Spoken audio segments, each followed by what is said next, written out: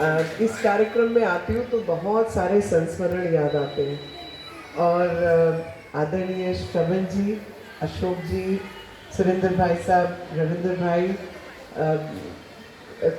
प्रवीण जी, कक्कड़ जी, उपस्थित मेरे सुबोध जी, नागेश जी, मेरे भाई, जिन लोगों के साथ मैंने पता नहीं कितने लंबे समय से काम किया। और जब 92 की बात आती है तो मंच से नहीं कहना चाहिए, लेकिन सानी साहब ने आपको जाने से मना किया और हमारी जो क्या कहना चाहिए, मैं वकील बन चुकी थी। कोर्ट के अंदर भी बहुत ऐसे लोग थे जिनसे रोज झगड़े होते थे और सुरेंद्र भाई साहब के साथ तो हम तब से हैं और बहुत कम लोगों को ये जानकारी है कि मेरी जो सामाजिक जीवन की शुरुआत है वो कहीं ना कहीं विश्व हिंदू परिषद से शुरू हुआ है। बहुत किसी को पता नहीं है, मैं कभी बताने की कोशिश भी नहीं करती, लेकिन आज जब मंदिर बन चुका है और उसका प्राण प्रतिष्ठा की बात हो रही है तो जीवन में एक संतोष है और वो संतोष है कि हम सब भाग्यशाली हैं कि कोई कार्य 500 साल पूर्व शुरू हुआ। इतनी बेतुकी लड़ाई है जिनकी कोई ज़रूरत नहीं थी, कोई आवश्यकता नहीं थी, मगर लड़नी पड़ी क्योंकि वो लोग जो उस समय शासन में थे उनकी प्रवृत्ति कुछ और थी और वो प्रवृत्ति आज तक दिखाई दे रही है।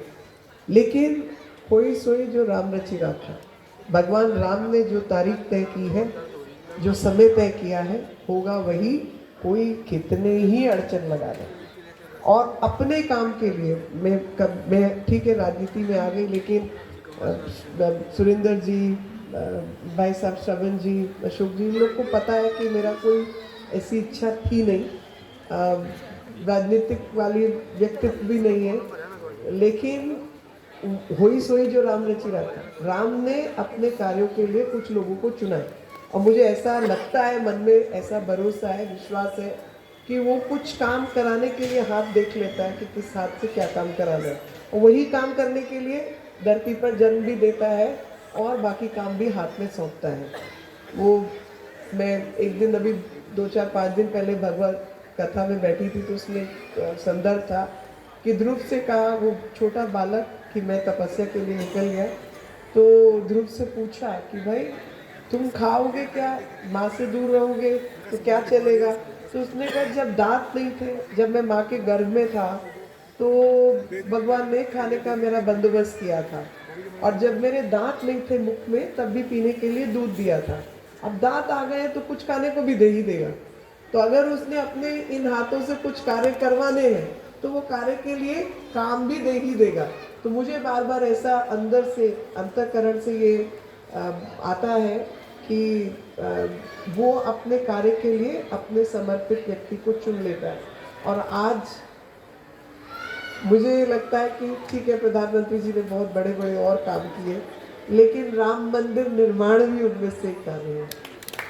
क्योंकि हजारों करोड़ों लोगों की आस्था और एक सभ्यता का, हमारी सभ्यता का विषय, मतलब एक फेथ, विश्वास, एक तो विश्वास वाला हिस्सा है, लेकिन विश्वास के अलावा हमारी पूर्ण सभ्यता राम के इर्द गिर्द भी घूमती है। और मैं मतलब अन्यथा ना ले, पर रोम रोम में राम बसते हैं,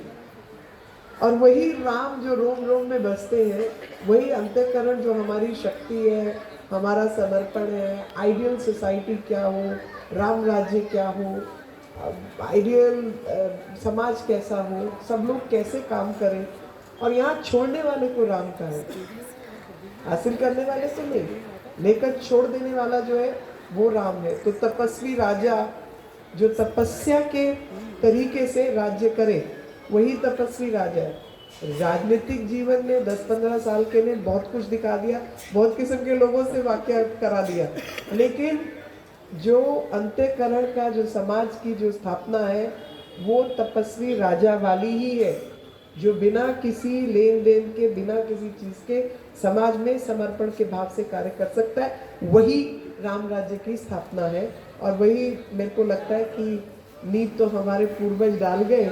अब उस पर इमारत भी खड़ी हुई और हम सबके जो आइडियल है भगवान राम, उनके जीवन से प्रेरणा लेकर हर कठिनाई के बावजूद अपने कर्तव्य पर हम अडिग रहे और समाज सेवा में राम काज में जुटे रहे। और राम काज में जुटने वाले सभी राम भक्तों को प्रणाम और नववर्ष की शुभकामनाएं।